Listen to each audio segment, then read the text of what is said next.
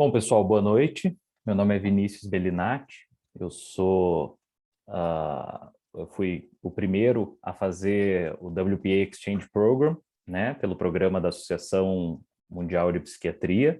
E eu gostaria de compartilhar para vocês a mesma palestra, né, que eu fiz para o Congresso Mundial de Psiquiatria de 2022. Só que, enfim, falando em português e compartilhando um pouquinho de experiência. Então, primeiro eu gostaria de agradecer a oportunidade, né, do Congresso Mundial de Psiquiatria e da sessão de psiquiatras início de carreira, tá bom? E agradecer, né, por essa imensa oportunidade que foi ser aprovado no, no Exchange Program, né, da WPA.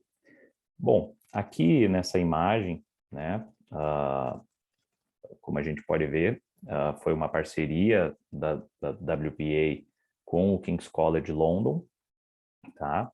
E só, parecendo não tenho, né, nenhum interesse para declarar, aqui segue a imagem do famoso, do popular, né, Maudsley Hospital, que é um dos a Meca, alguns dizem, né, os primórdios aí do Maudsley Hospital, né, da psiquiatria no mundo. E uma curiosidade muito interessante é que em Londres fica o Bethlehem Hospital, né, que é um dos primeiros hospitais psiquiátricos do mundo, né? Então, para a gente ter ideia, vale muito a visita. Lá tem o Mind Museum e vale muito a visita quem gosta, né, dessa área. Uh, e, e lá a gente pode ver alguns detalhes bem interessantes de como que era a psiquiatria desde seu histórico. Bom, além da minha visita ao Maudsley Hospital, o serviço girava muito em torno, né, do Lewisham Hospital, e a gente, entre visitas ao Maudsley e ao Lewisham, que é um complexo grande, né, que faz parte do King's Partners, que são os serviços que são parceiros do King's College, né? Então, é muito interessante ver a estrutura, ver que é um hospital muito completo, né? Ver que a psiquiatria está integrada com os outros hospitais, com as outras áreas, né, da medicina. E eu separei aqui algumas 10, top 10 percepções interessantes, assim, diferentes da nossa realidade, né? Aqui no Brasil, que eu percebi lá, tá? Primeiro, seria o perfil de abuso de substância, né?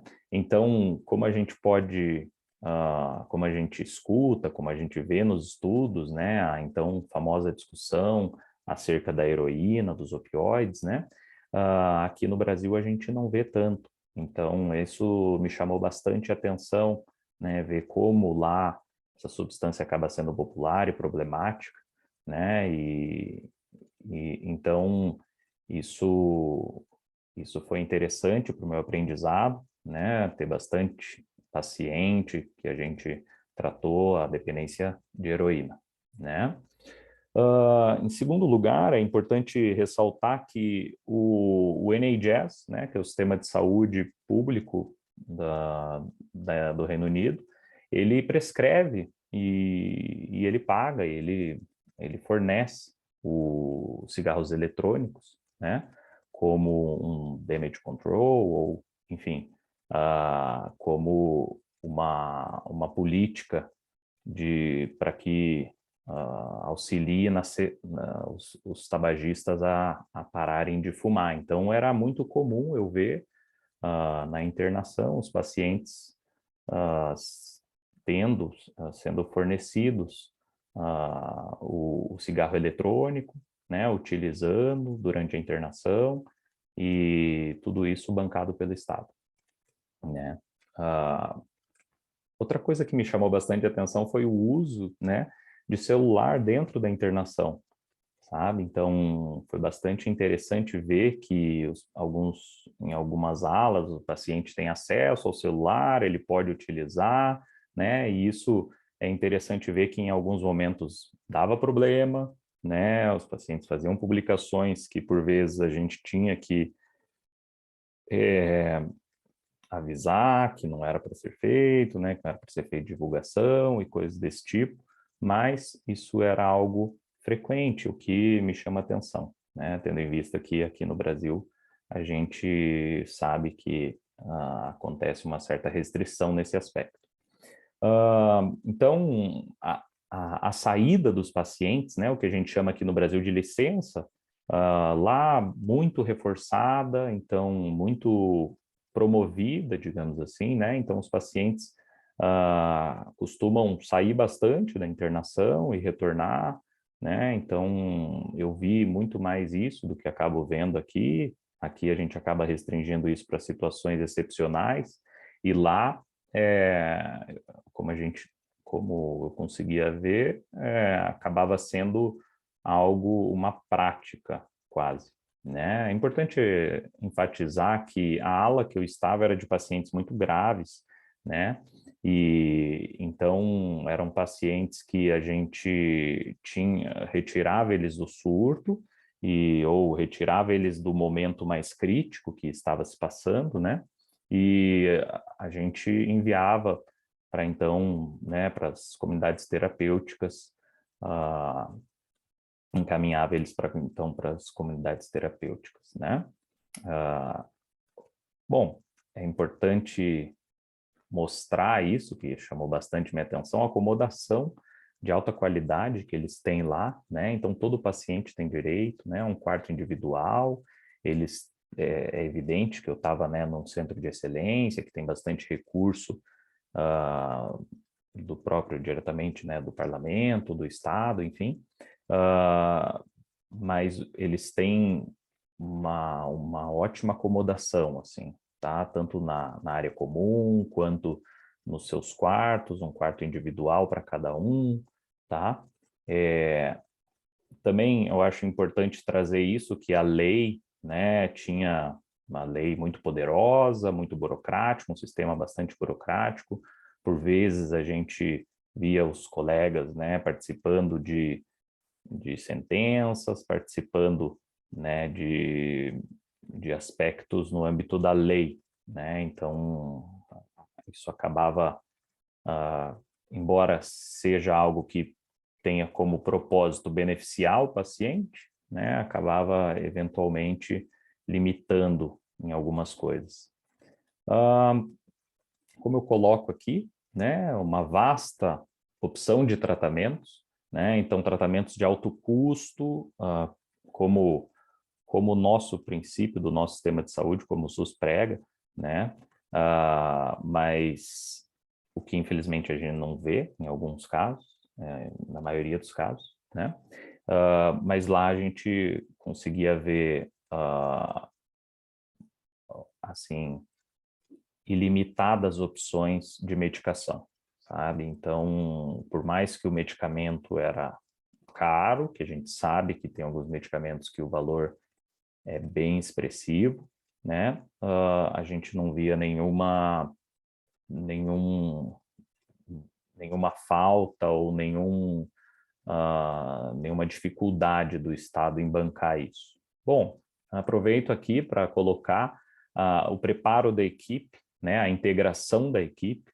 Então, uma equipe que lida com menos pacientes do que a gente vê na prática, sabe? Então, uma equipe que não está sobrecarregada, né, uma supervisão atenta, então, preceptores para poucos residentes, 1, 2, né? E um time muito conectado, assim, entre eles. Claro, cada um no exercício da sua função, mas que por vezes as reuniões eram mais frequentes do que a gente acaba vendo aqui no Brasil, sabe? Então, uma conexão bastante interessante, ampliando até essa conexão com o próprio sistema deles. Então, por vezes, o que eu coloco ali de board round, né, a gente acabava assistindo num meeting room, numa sala de reuniões, em que tinha um telão e uma webcam. A gente entrava em contato com o psiquiatra, né, da comunidade, que acompanhava o paciente, a gente entrava em contato com o médico da comunidade, que sabe a base desse paciente, sabe a família, a gente entrava em contato com os familiares, né, com os assistentes sociais. Então, isso integra e faz com que o sistema fique muito dinâmico, né, e muito mais efetivo, porque às vezes uma particularidade dessas nos faz ter mais segurança, né, na hora de tomar a conduta, tá? Então, é muito interessante ver essa conexão e essa dinâmica com diferentes especialidades, e essa integração, assim como um sistema muito bem integrado, né? Então, o paciente, quando ele entra na internação, ele já tem um cadastro, a gente já tem acesso ao cadastro de base dele, como o que ele já vinha tentando fazer de tratamento, né? Se eventualmente ele tem uma comorbidade, tem uma diabetes, tem uma pressão alta, a gente sabe os últimos exames, as últimas evoluções, então isso nos dá uma carga, né, de informação que nos deixa muito mais, com um olhar muito mais técnico, que eventualmente os pacientes têm dificuldade em trazer isso para a gente, né? Quem está na prática aí sabe o quanto isso, às vezes, limita o nosso trabalho, né? Então, muito bacana ver como as diferentes especialidades conversam entre si e como os diferentes profissionais conversam e trocam essa informação tudo em prol do paciente, tá? Uma coisa que chamou atenção foi que o médico, né, ele ele acaba trabalhando, pelo menos, né, onde eu vi, enfatizando que isso foi fruto da minha percepção, né, então ele acaba trabalhando menos do que o médico no Brasil, sabe? Então, trabalhando a carga horária de serviço era das 9 da manhã às 5 da tarde, e no Brasil a gente sabe que a maioria dos médicos, né, acaba trabalhando no mínimo das 8 às 6:30, né, no mínimo, sem sombra de dúvidas. E isso também é interessante falar que os médicos são melhores remunerados, né, são bem remunerados.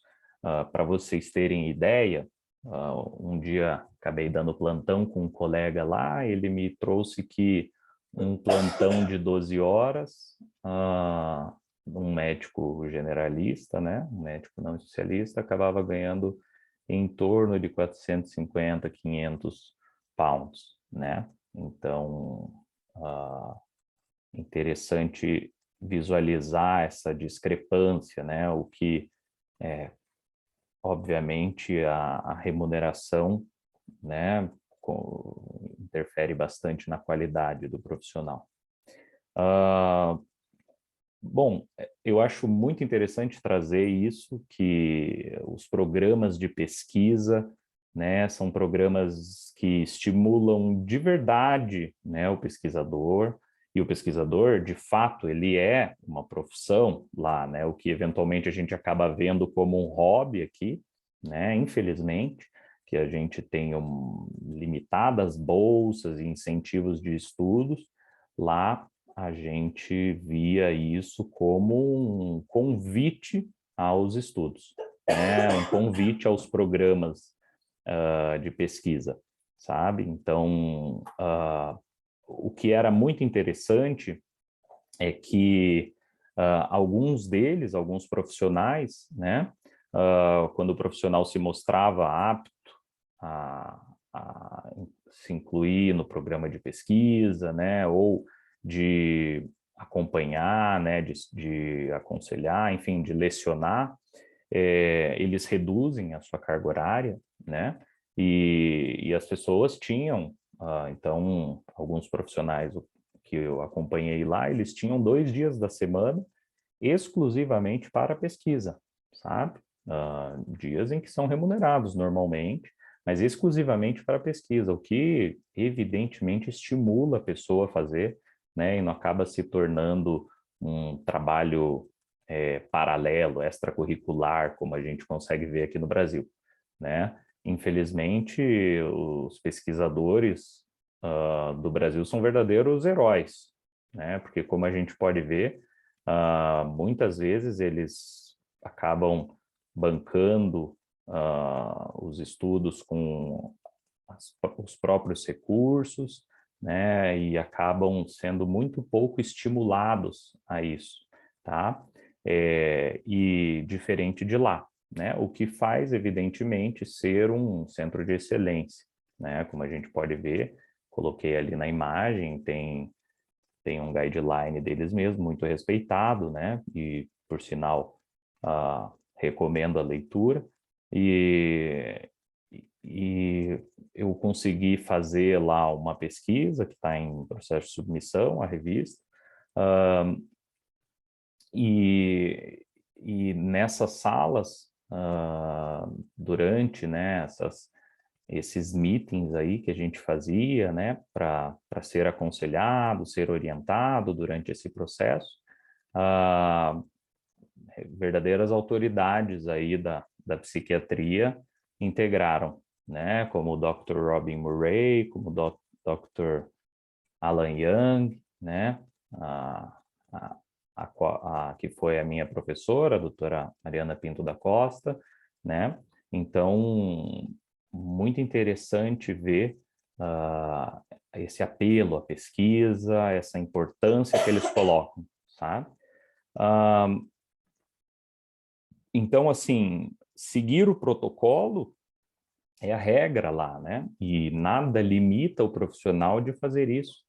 Então, seguir o guideline, seguir o padrão de excelência da medicina, né? Então, nem que isso leve a fazer alguns exames, os quais eu via que tinha opções ilimitadas, rápida, era só solicitar que já vinha o resultado, né? Eu via muito, o que chamou bastante minha atenção, nas alas, né? Mesmo na ala de psiquiatria, fazer bastante eletrocardiograma, fazer bastante avaliação clínica, assim, o que e levarem assim ao pé da letra, né? Eu digo assim, ao pé da letra no sentido de levarem à risca, melhor dizendo, arrisca o guideline, né, o que tem que ser feito. Então,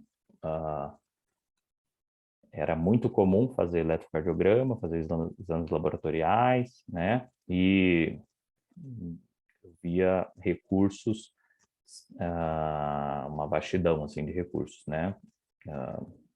Bom, como eu apresentei isso para o Congresso Mundial de Psiquiatria, né, eu disse um pouco sobre o SUS, trazendo que o SUS foi inspirado, né, pela NHS, que é o sistema de saúde, né, do Reino Unido, e que tem como princípios muito parecidos.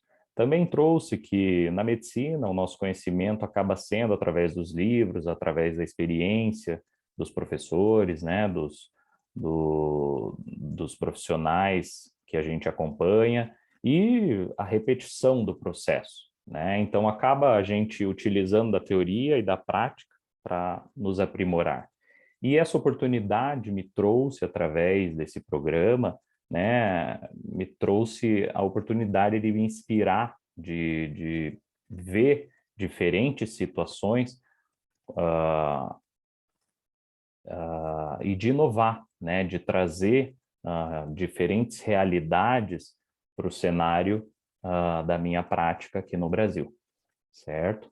E creio que esse seja o processo ideal de aprendizado, que é importante a gente abrir a nossa mente, ter uma bagagem de diferentes cenários, de diferentes perspectivas, para que a gente não seja limitado nas nossas opções e exerça apenas aquilo que a gente viu dentro da nossa perspectiva, que a gente veja e acompanhe diferentes serviços, esteja em diferentes lugares, para que a nossa bagagem fique cada hora maior.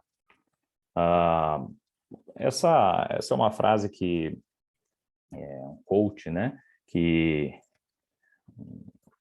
eu acho que faz muito sentido, que são os médicos, né, que só sabem de medicina, nem de medicina eles sabem. Então, a medicina, assim como, sobretudo, a psiquiatria, é muito mais, né, do que o conhecimento teórico, do que o conhecimento que a gente pega nos livros, nas aulas, no dia a dia, né?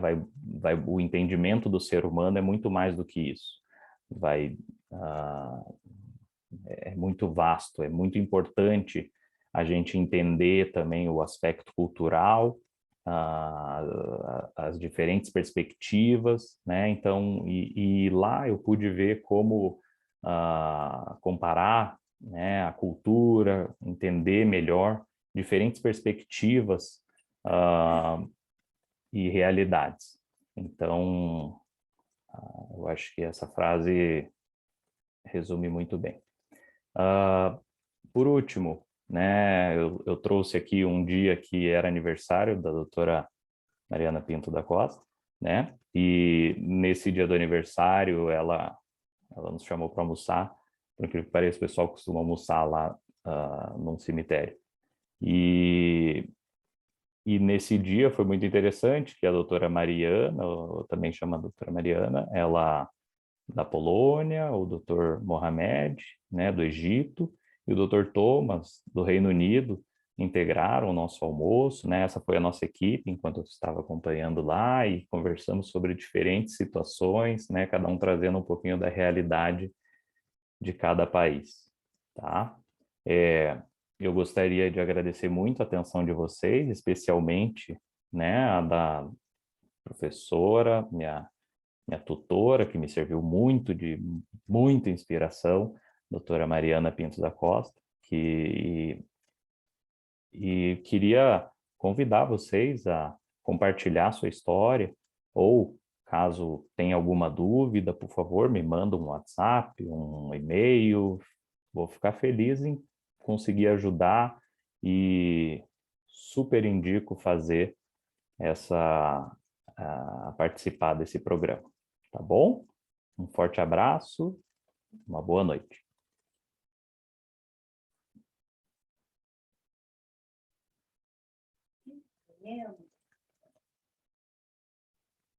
Parabéns.